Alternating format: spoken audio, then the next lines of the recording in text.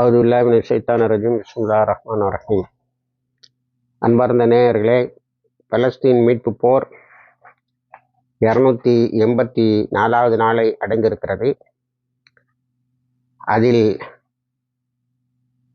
போர் நிறுத்தத்தை தட்டி கழிக்கும் விதமாக நத்தையான்கு நடந்து கொண்டு இப்பொழுது போராளிகள் குழுக்கள் ஒரே அடியாக சரண்டராக வேண்டும் என்ற மனநிலையில் தினமும் தான் செய்கின்ற கொலைகளை அதிகப்படுத்தி வருகின்றார். அமெரிக்காவினுடைய JDAM, MK-84, F-16 and F-15 இவை இல்லை என்று சொன்னால் இஸ்ரேல் இந்த அப்பாவிகளை கூட கொலை செய்திருக்க முடியாது. அமெரிக்காவினுடைய 500 பவுண்டு குண்டு எத்தனை பேரை கொலை செய்தது என்ற ஒரு ஆராய்ச்சி ஊடகங்களிலே ஓடிக்கொண்டு இருக்கிறது. இப்பொழுது எல்லாமே அமெரிக்காவினுடைய ஆயுதம், அதனால் விளையும் அப்பாவி மக்களுடைய கொலை என்றுதான் ஓடுகிறது. நேற்று ஊடகங்கள் தருகின்ற கணக்கை விட கொஞ்சம் அதிகமானவரே இறந்திருக்கிறார்கள் என்றே தெரிகிறது.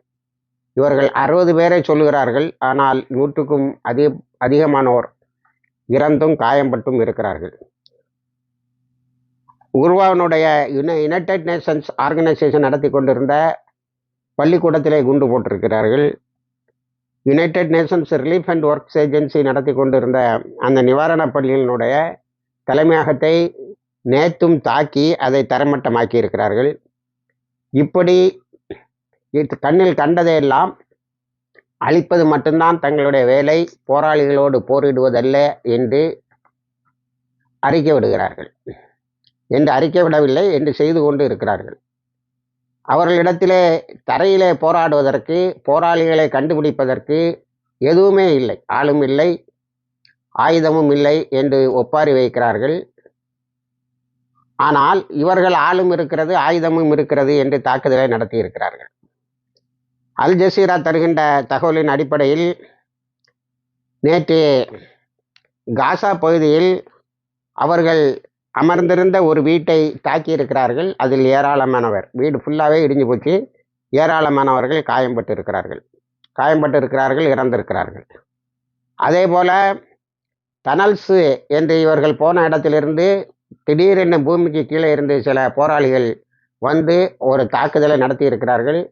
அவர்களை தாங்கி வந்த வாகனங்கள் அழிக்கப்பட்டிருக்கின்றன, அதில் உள்ள இருந்தவர்களும் அழிக்கப்பட்டு இருக்கிறார்கள். ஒரு கணக்குப்படி இப்பொழுது நடக்கின்ற அதீதமான படுகொலைகளை வைத்து கணக்கு பார்த்தால் பாதிக்கு பாதியாவது இஸ்ரேலிய இராணுவத்தினர், அப்பாவி மக்கள் அல்ல, இஸ்ரேலிய இராணுவத்தினர் அழிக்கப்படுகிறார்கள் என்பதுதான் உண்மை. அதே போல இந்த டனல்ஸ் பற்றி கான்யூனிஸில் டைஃப் இருக்கிறார் என்றுதான் நாங்கள் 4 மாதமாக அங்கே அலைந்தோம். ஆனால் அந்த டைஃபை காணவில்லை. இப்பொழுது கான்யூனிஸில் இருக்கக்கூடிய அந்த சுரங்கப்பாதைகள் வித்தியாசமாக இருக்கிறது, மாற்றி அமைத்திருக்கிறார்கள் என்று இஸ்ரேல் ஒரு அறிக்கை விட்டு இருக்கிறது. அதாவது இவர்கள் கான்யூனிஸில் இருந்து வெளியே போய்விட்டார்கள், கொஞ்சம் படையை வச்சுருக்காங்க, கொஞ்சம் வரக்கூடியவங்களை எல்லாம் சுட்டு தள்ளுறதுக்கு படையை வச்சுருக்காங்க, அதை அவனை விரட்டி அடிச்சுட்டான். அதுக்கு பிறகு வந்து நாங்கள் அங்கே போய் சுரங்கப்பாதையை பார்க்க போனால் சுரங்கப்பாதையெல்லாம் இப்போ மாறி இருக்கிறது என்று சொல்லி இருக்கிறார்கள். அதற்கு போராளிகள் குழு சொல்லியிருக்கு, அதெல்லாம் டைஃபோட ஐடியா தான். ஒரு தடவை உள்ளே பூந்து பார்த்துட்டாங்கன்னா திரும்ப அதுக்கு வர வாய்ப்பு இருக்குது, அதனால் வேறு வழியை மாற்றிடுவோம்னு மாற்றிருக்கேன். எப்படி தான் அதெல்லாம் நடக்குதுன்னு தெரியல. மேலே பூமிக்கு மேலே அவ்வளோ குண்டை போட்டுக்கிட்டே இருக்கான். நத்தையானு சொல்லியிருக்கான், நம்ம வந்து ஹமாஸுக்கு மேலே அழுத்தம் கொடுப்பது அப்பாவிகளை கொலை செய்வது தான் என்று.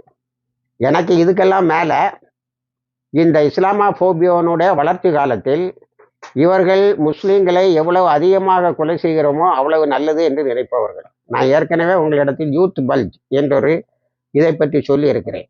அதாவது இளைஞர்களே இருக்கக்கூடாது முஸ்லிம் சமுதாயத்தில், அவர்கள் இருந்தால் அவர்கள் இஸ்லாத்து பக்கம் சாய்ந்து நின்று போராடுவார்கள் என்று அழிவை 1997 ஹண்டிங்டனுடைய கிளாஸ் ஆஃப் சிவிலைசேஷனில் அந்த திட்டத்தை சொன்னார்கள். அதை இப்பொழுது காசாவில் முழு அளவில் செய்து கொண்டு இருக்கிறார்கள்.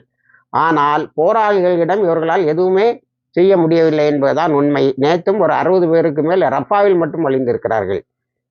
அதே மாதிரி அல் குஸ் சர்தாத் ஏற்கனவே காலியாயிட்டு மீதி இருந்த குடியிருப்புகளை நேற்று அழித்திருக்கிறார்கள்.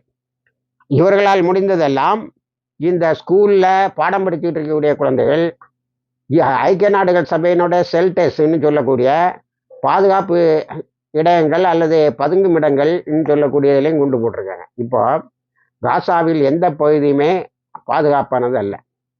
நம்மளுடைய பொது புத்தியிலிருந்து ஒன்றை நாம் விளக்க வேண்டும். இறப்பவர்கள் இராணுவ வீரர்கள் அல்ல. காசாவில் அத்தனை பேரும் அப்பாவிகள். அவர்களை ஒரு ஒழுக்கமற்ற எந்த விதியுமற்ற ஒரு போர்ப்படை ஈஸியாக தாக்கலாம், அழிக்கலாம். ஆனால் அவர்கள் நிலவழி தாக்குதலை தொடங்கியதனுடைய நோக்கமே ஹமாஸை இல்லாமல் ஆக்கி விடுவோம் என்று. அது 284 நாட்களாகவும் அது முடியவில்லை. எதையுமே சாதிக்கலை, அப்பாவிகளை கொலை செய்வதை தவிர. அடுத்து நம்ம வெஸ்ட் பேங்குக்கு வந்தால், இதுவரைக்கும் வெஸ்ட் பேங்கில் 546 பேர் அழிக்கப்பட்டிருக்கிறார்கள், 140 குழந்தைகள் உட்பட என்பது ஊடகங்கள் தருகின்ற தகவல். நேற்று வெஸ்ட் பேங்கில் இன்னும் பல முஸ்லீம் குடியிருப்புகளை அகற்றிவிட்டு அந்த இடத்தை கையகப்படுத்தி இருக்கிறார்கள். இந்த போராளிகள் கையில் கிடைத்ததை எடுத்து போராடி இருக்கிறார்கள். அதில் 3 செட்டிலர்ஸ் அழிக்கப்பட்டிருக்கிறார்கள். ஆனால் நிறைய இடங்கள் அவர்களுடைய கைகளை விட்டு போகிறது என்பதை மட்டும் நம்மால் புரிந்து கொள்ள முடிகிறது. அதுபோல் நெபுலஸில் பயங்கரமாக சண்டை, பல இஸ்ரேலிய இராணுவத்தினர் காயம்பட்டு இருக்கிறார்கள். இப்போ அவங்க என்ன செய்கிறாங்கன்னா, பாலஸ்தீனில் இருந்து, அதாவது அங்கே வாழக்கூடிய அரபுக்கள் இருக்காங்கல்ல, பாலஸ்தீன் மக்கள், அவங்களுடைய கார் நம்பர் பிளேட்டை வச்சுக்கிட்டு அவர்களைப் போலவே வேஷம் போட்டு உள்ளே வராங்களாம். வந்து இளைஞர்களை வேட்டையாடுகிறார்கள் என்ற தகவலும் தெரிகிறது. அதே மாதிரி ஹெப்ரான்ல நேற்று சண்டை நடந்திருக்கிறது. அதே போல் பாலஸ்தீன் அதாரிட்டி, இந்த அப்துல் ஃபத்தா அப்பாஸோடைய கூட்டம் இருக்கு பார்த்தீங்களா, அது போராளிகள் வைத்திருந்த ஒரு ஆயுத கிடங்கியை இஸ்ரேலுக்கு காட்டி கொடுத்துருக்கான். அவன் இந்த முனாஃபிகளுடைய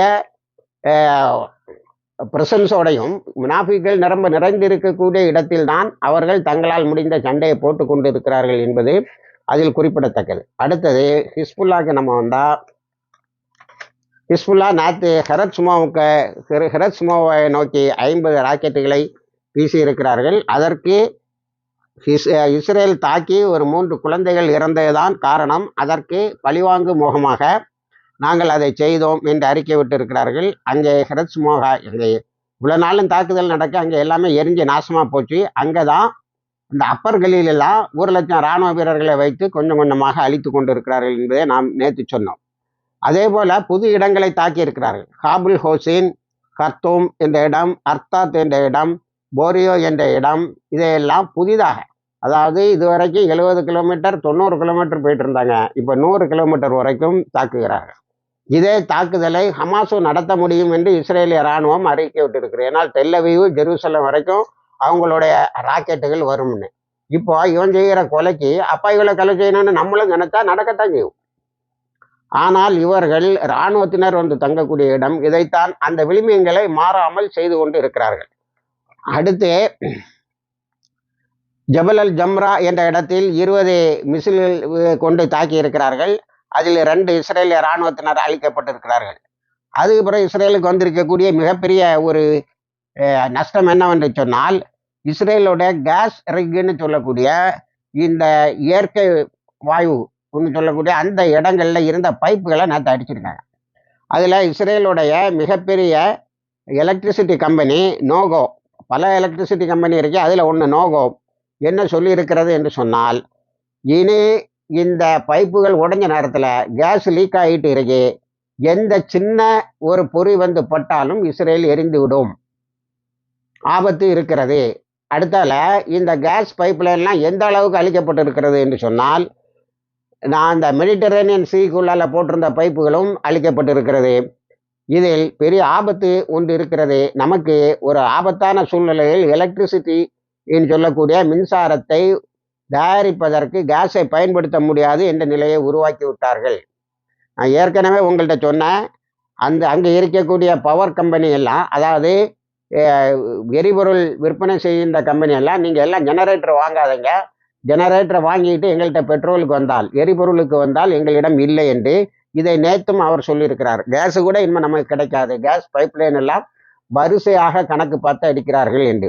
அதாவது ஏற்கனவே எங்கெங்கெல்லாம் இயற்கை வளங்கள் இருக்கு, எங்கெங்கே கேஸ் பைப்லைன் இருக்குங்கிறத ஹூப்பிங்கிற ஒரு இதை பயன்படுத்தி ஹிஸ்புல்லா வந்து அந்த மேப்பை ஃபுல்லாக கையில் வச்சுருக்காங்க. அந்த இதை தாக்கியிருக்காங்க, அந்த பைப்லைன் எல்லாம் தாக்கியிருக்காங்க. இப்போ இஸ்ரேல் எரிகிறதுக்கு அதிக நேரம் ஆகாது என்பது அந்த நோகா கம்பெனியினுடைய அறிவிப்பு. ஆகவே இனி நீங்கள் போர் நிறுத்தத்தின் மூலம் ஹிஸ்புல்லாவோடு ஒரு இதை கொண்டு வந்து விட வேண்டும், இல்லையேல் இஸ்ரேல் எரிந்து போகும் என்று அவர் ஒரு அபாய அறிக்கையை விட்டிருக்கிறார். அவர் அறிக்கை விட்டாரோ இல்லையோ, உடனேயே தாமஸ் கிரீன்ஃபீல்டு என்பவரை அமெரிக்கா வந்து லெபனானுக்கு அனுப்பி எப்படியாவது நீங்கள் போர் நிறுத்தத்தை கொண்டு வர வேண்டும், லெபனானோடு ஒரு சுமூகமான உறவை ஏற்படுத்த வேண்டும் என்று அனுப்பியிருக்கிறது. லெபனானை பொறுத்த வரைக்கும் அது ஒரு அகதிகளுடைய நாடு என்று சொன்னால் அது மிகையாகாது. 15 லட்சம் சிரியாவைச் சேர்ந்த மக்கள் அங்கே வந்து அகதிகளாக வாழ்கிறார்கள். 2,70,000 பாலஸ்தீன மக்கள் லெபனானிலே அகதிகளாக வாழ்கிறார்கள். நான் ஏற்கனவே சாப்ரா சத்திலா என்ற 2 அகதிகள் முகாமில் இந்த யூதர்கள் செய்த படுகொலைகளை அடிக்கடி சொல்லி வருகின்றேன். இப்படி லட்சக்கணக்கில் அங்கே அகதிகள் முகாமில் லெபனானில் வாழ்கிறாங்க. லெபனானுடைய பொருளாதாரம் இதனால் தான் அதிகமாக கஷ்டப்படுகிறது. இப்போ கத்தர், சவுதி இவங்கெல்லாம் கொஞ்சம் பணம் கொடுத்துருக்காங்க. அது எந்த அளவுக்கு அவர்களை பாதுகாக்கும் என்று தெரியவில்லை. அடுத்தது ஈராக் ரெசிஸ்டன்ஸு, யமனி, இவங்க 2 பேரும் சேர்ந்து கைஃபாவையும் எலியட்டையும் தாக்கி இருக்கிறார்கள். ஹவுத்தீஸை பொறுத்த வரைக்கும் நேற்று சார்ஸ் லேன் என்ற இஸ்ரேலுக்கு சொந்தமான ஒரு இஸ்ரேலுக்கு போய் கொண்டிருந்த ஒரு ஆயில் டேங்கரை ரெட் சீல செங்கடலில் வைத்து தாக்கியிருக்கிறார்கள். அதை ட்ரோன் போட்டு வச்சு தாக்கியிருக்கிறார்கள். அடுத்தது ஜாயிண்ட் மேரிடைம் இன்ஃபர்மேஷன் சென்டர் என்ற அமைப்பு சொல்லுகிறது, பென்லாக் 1 என்ற ஆயில் டேங்கரை, அதாவது இஸ்ரேலுக்கு எண்ணெய் என்னன்னா பெட்ரோல் எடுத்துக்கொண்டு போயிருந்த அந்த கப்பலையும் தாக்கி அழித்து இருக்கிறார்கள். எங்களுடைய தாக்குதல் தொடரும், நீங்கள் வந்து காசாவில் உங்களுடைய படுகொலைகளை நிறுத்தவில்லை என்றால் என்று அறிக்கை விட்டிருக்கிறார்கள். நேற்று கனடாவிலும் லண்டன்லையும் பயங்கரமாக காசாவுக்கு ஆதரவாக மிகப்பெரிய ஊர்வலங்கள் நடந்திருக்கிறது. லண்டனில் என்னவென்று சொன்னால் 2வது உலகப் போரில் இங்கிலாந்தில் கொலை செய்யப்பட்டவர்களுக்கு ஒரு நினைவிடத்தை வைத்திருக்கிறார்கள். அங்கே 2 பேர் போய் இனி இந்த நினைவிடத்தை காசாவில் படுகொலை செய்யப்பட்ட மக்களுடைய நினைவிடமாக மாற்றலாம் என்று எழுதி போட்டது மட்டுமில்லை, ஒரு பேனரையும் கட்டிட்டு வந்திருக்காங்க. அது அங்கே ஒரு பெரிய சர்ச்சையை உருவாக்கி இருக்கிறது.